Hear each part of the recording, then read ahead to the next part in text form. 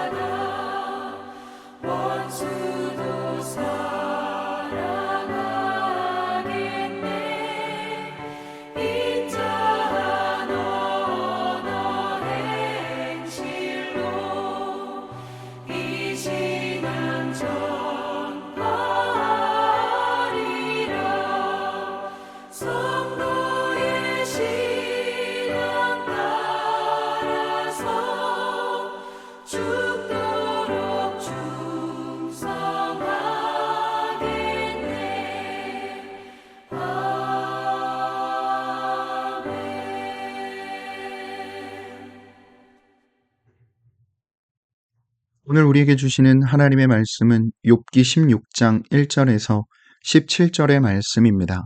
욥기 16장 1절에서 17절의 말씀을 봉독하겠습니다. 욥이 대답하여 이르되 이런 말은 내가 많이 들었나니 너희는 다 재난을 주는 위로자들이로구나. 헛된 말이 어찌 끝이 있으랴. 내가 무엇에 자극을 받아 이같이 대답하는가. 나도 너희처럼 말할 수 있나니 가령 너희 마음이 내 마음자리에 있다 하자. 나도 그럴듯한 말로 너희를 치며 너희를 향하여 머리를 흔들 수 있느니라. 그래도 입으로 너희를 강하게 하며 입술의 위로로 너희의 근심을 풀었으리라. 내가 말하여도 내 근심이 풀리지 아니하고 잠잠하여도 내 아픔이 줄어들지 않으리라. 이제 주께서 나를 피로하게 하시고 나의 집안을 패망하게 하셨나이다. 주께서 나를 시들게 하셨으니 이는 나를 향하여 증거를 삼으심이라. 나의 파리한 모습이 일어나서 대면하여 내 앞에서 증언하리이다. 그는 진노하사 나를 찢고 적대시하시며 나를 향하여 이를 갈고 원수가 되어 날카로운 눈초리로 나를 보시고 무리들은 나를 향하여 입을 크게 벌리며 나를 모욕하여 뺨을 치며 함께 모여 나를 대적하는구나. 하나님이 나를 악인에게 넘기시며 행악자의 손에 던지셨구나. 내가 평안하더니 그가 나를 꺾으시며 내 목을 잡아 나를 부서뜨리시며 나를 세워 관역을 삼으시고 그의 화살들이 사방에서 날아와 사정없이 나를 쏘므로 그는 내 콩팥들을 꿰뚫고 그는 내 쓸개가 땅에 흘러나오게 하시는구나. 그가 나를 치고 다시 치며 용사같이 내게 달려드시니 내가 굵은 배를 꿰매어 내 피부에 덮고 내 뿔을 티끌에 더럽혔구나. 내 얼굴은 울음으로 붉었고 내 눈꺼풀에는 죽음의 그늘이 있구나.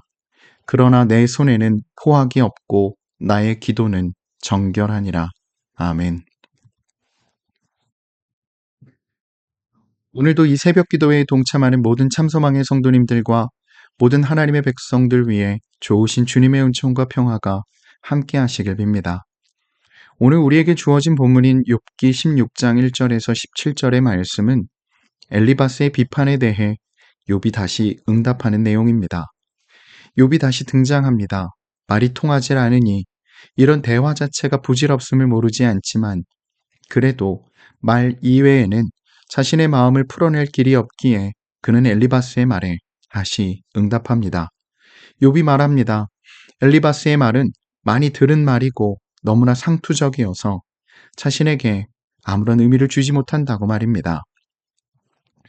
오늘 본문 2절, 3절의 말씀입니다. 이런 말은 내가 많이 들었나니 너희는 다 재난을 주는 위로자들이로구나. 헛된 말이 어찌 끝이 있으랴. 내가 무엇에 자극을 받아 이같이 대답하는가. 욥은 친구들을 재난을 주는 위로자들이라고 말합니다. 재난을 주는이라는 구절과 위로자라는 구절은 어울리지 않는 조합입니다. 그런데도 이 말이 자아내는 느낌은 매우 강렬하게 다가옵니다. 또 15장 2절과 3절에서 엘리바스는 욥의 말을 헛된 지식 그리고 무익한 말이라고 규정했는데 욥도 엘리바스와 친구들의 말을 헛된 말이라고 말하고 있습니다.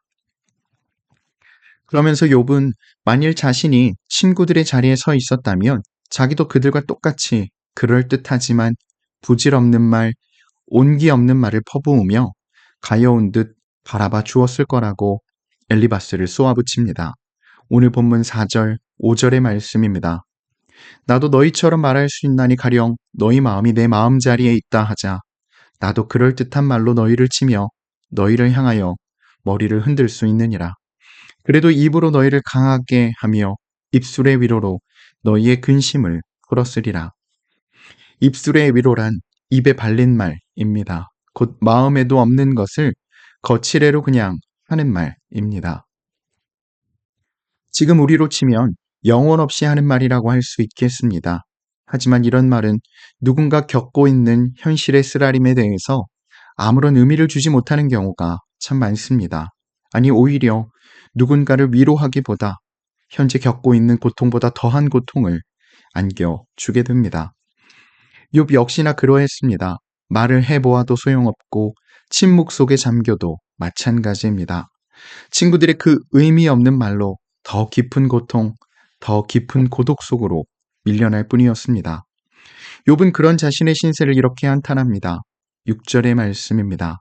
내가 말하여도 내 근심이 풀리지 아니하고 잠잠하여도 내 아픔이 줄어들지 않으리라. 아픔으로부터 벗어날 수 있는 길이 전혀 없어 보입니다. 욥은 이러한 자기의 상황을 하나님의 치심으로 이해합니다. 오늘 본문 7절, 8절의 말씀입니다. 이제 주께서 나를 피로하게 하시고 나의 온 집을 패망하게 하셨나이다. 주께서 나를 시들게 하셨으니 이는 나를 향하여 증거를 삼으심이라. 나의 파리한 모습이 일어나서 대면하여 내 앞에서 증언하리이다. 그렇게도 자애롭고 친밀하던 하나님이 낯을 바꾸셨습니다. 마치 욥의 적이 되시기로 작정한 것처럼 보입니다. 세상 사람들의 시선도 다를 바 없습니다. 오늘 본문 9절, 10절의 말씀입니다. 그는 진노하사 나를 찢고 적대시하시며 나를 향하여 이를 갈고 원수가 되어 날카로운 눈초리로 나를 보시고 무리들은 나를 향하여 입을 크게 벌리며 나를 모욕하여 뺨을 치며 함께 모여 나를 대적하는구나. 지금 욥의 모습은 영락없이 저주받은 자입니다. 욥은 자신을 벼랑 끝으로 내몬 하나님을 향해 거침없이 원망을 터뜨립니다. 오늘 본문 12절, 13절의 말씀입니다. 내가 평안하더니 그가 나를 꺾으시며 내 목을 잡아 나를 부서뜨리시며 나를 세워 관역을 삼으시고 그의 화살들이 사방에서 날아와 사정없이 나를 쏘므로 그는 내 콩팥들을 꿰뚫고 그는 내 쓸개가 땅에 흘러나오게 하시는구나. 처절합니다. 그런데 늘 자신이 하나님 편에 서 있다고 확신하는 이들은 욥의 이 같은 태도와 표현에 무신론자의 딱지를 혹은 신성모독의 딱지를 붙이고 싶을 것입니다. 하지만 고통받는 이들 혹은 삶의 무게로 힘겨워하는 이들 앞에 우리의 자세는 이러한 말과 표현을 과격하다느니 혹은 불경하다느니 하며 재단할 것이 아니라 그저 아픔을 함께 나누고 그들의 곁에 잠잠히 머물러주는 것이어야 합니다. 물론 마음 수련을 많이 한 이들은 고통 속에서도 그 너머의 세계를 바라보고 여전히 하나님을 찬양할 수 있을지도 모르겠습니다. 하지만 모두가 그럴 수 없으며 이는 결코 쉬운 일이 아님에 분명합니다. 욥은 이를 분명하게 보여줍니다. 오늘 본문 16절의 말씀입니다. 내 얼굴은 울음으로 붉었고 내 눈꺼풀에는 죽음의 그늘이 있구나. 오히려 정체성의 근거가 뿌리째 뽑히고 가스로 유지해왔던 자기 존엄이 시궁창 속에 처박힐 때 어쩌면 욥과 같이 죽음을 생각하는 것이 인지상정인지도 모르겠습니다. 어떤 이들은 고난에도 다 뜻이 있다고 말합니다. 하지만 그 뜻은 언제나 사후적으로 관추되는 것입니다. 고통은 당시에는 그냥 고통일 뿐입니다. 욥기가 우리에게 소중한 것은 고통에 마치 초연한 것처럼 행동하지 않으며 또 섣부른 희망으로 우리를 초대하지 않는다는 데 있습니다. 오늘은 시를 한 편 읽어드리고 말씀을 맺으려고 합니다. 고정희 시인의 상한 영혼을 위하여 라는 시입니다. 상한 갈대라도 하늘 아래선 한 계절 넉넉히 흔들리거니 뿌리 깊으면야 밑둥 잘리어도 새수는 돋거니 충분히 흔들리자 상한 영혼이여 충분히 흔들리며 고통에게로 가자. 뿌리 없이 흔들리는 부평초 잎이라도 물고이면 꽃은 피거니 이 세상 어디서나 개울은 흐르고 이 세상 어디서나 등불은 켜지듯 가자 고통이여 살맛대고 가자. 외롭기로 작정하면 어딘들 못 가랴. 가기로 목숨 걸면 지는 해가 문제랴. 고통과 서름의 땅 훨훨 지나서 뿌리 깊은 벌판에 서자. 두 팔로 막아도 바람은 불듯 영원한 눈물이란 없느니라. 영원한 비탄이란 없느니라. 캄캄한 밤이라도 하늘 안에선 마주 잡을 손 하나 오고 있거니. 상한 갈대 같은 우리들이지만 우리의 뿌리가 든든하다면 언제든 그곳에서 새수는 돋아나게 마련입니다. 시인이 노래하듯 뿌리 없이 흔들리는 부평초잎이라 해도 물이 고이면 꽃을 피워냅니다. 그것이 희망입니다. 이 힘들고 어려운 생의 길 여전히 쉽지 않고 참으로 고단하지만 우리 주님과 함께 정성스럽게 잘 걸어가시기를 간절히 기원합니다. 아멘. 함께 기도하겠습니다. 사랑의 주님, 오늘도 우리와 함께 하여 주심에 감사드립니다. 우리 모두가 날마다 하나님의 나라를 꿈꾸며 살게 하여 주시고 우리가 서 있는 자리가 어디이든 우리의 삶의 형편이 어떠하든 늘 하나님을 기억하며 하나님 안에 거하며 언제나 어디서나 그리스도인답게 살아가도록 우리를 인도하여 주시옵소서. 특별히 하나님의 말씀에 입대어 살아가며 우리가 허망한 열정과 욕망을 위해 살지 않게 하여 주시고 예수님의 심정으로 세상을 바라보고 예수님을 통해 우리의 이웃들을 보며 하나님의 마음이 가는 곳에 우리의 마음이 함께 가도록 우리를 인도하여 주시옵소서. 또한 상한 갈대 같은 우리들이지만 여전히 우리를 위하여 일하고 계시고 우리를 붙드시고 도우시는 하나님을 온전히 신뢰하고 의지하여 하나님의 백성으로서 합당한 삶 살아가도록 우리를 인도하여 주시옵소서. 그렇게 우리의 삶을 통해 우리들의 공동체 안에 그리고 우리의 삶의 자리 안에 하나님의 나라가 이루어지게 하여 주시옵소서. 또 우리만이 아니라 다른 이들의 유익을 구하며 언제든 마음 시린 이들의 손을 따뜻하게 잡아줄 수 있는 선한 용기 우리 안에 가득하게 하여 주시옵소서. 그렇게 우리의 발걸음이 또 우리의 손길이 닿는 곳마다 작은 평화와 생명이 피어나게 하여 주시옵소서. 이를 통해 사람들이 하나님의 계심을 알고 하나님의 사랑을 깨달아 알 수 있도록 우리를 사용하여 주시옵소서. 또한 오늘도 우리의 가정과 일터와 사업장을 지켜주시고 하나님의 인도하심과 하나님의 붙드심 속에 든든히 세워져 감을 보게 하여 주시며 오늘도 우리의 삶에 감사와 찬양이 넘쳐나게 하여 주시옵소서. 감사드리며 우리 주님 예수 그리스도의 이름으로 간절히 기도드립니다. 아멘. 성도 여러분, 오늘 하루도 주님의 은혜 안에서 말씀에 잇대어 살아가시는 복된 하루 되시기를 바랍니다.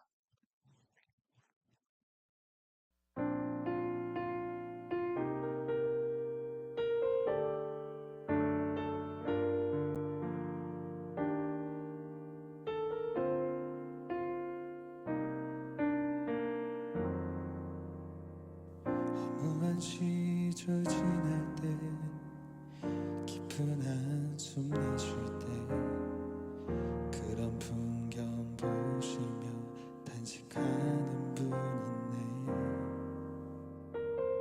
고와 같이 너희를 버려두지 않으리. 내가 너희와 영원히 함께하리라.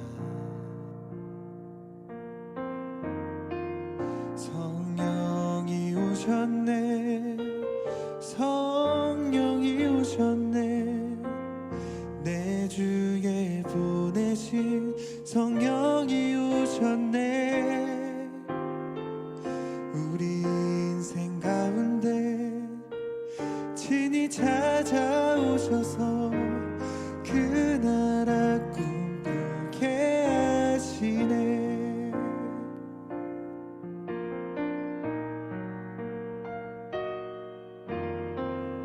억눌린 자 갇힌 자 자유함이 없는 자 피난처가 되시는 성령님 계시네.